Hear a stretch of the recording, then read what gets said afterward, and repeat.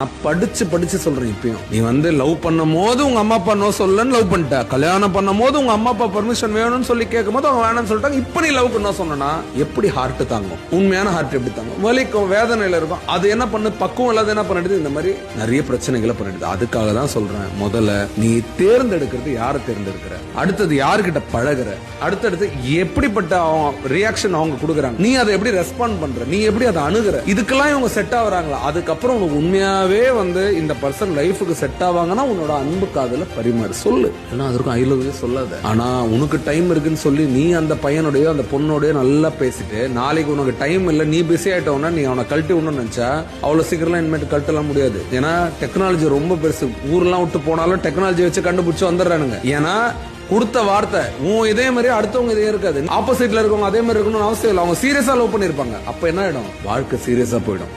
அப்ப இந்த நிமிஷத்துல இருந்து எந்த ஒரு லைஃப் சம்பந்தமான டெசிஷன் எடுக்கணும்னா உங்க அம்மா அப்பா பேச்சுதான் நீ கேட்க போறனா, லவ்வே பண்ணாத.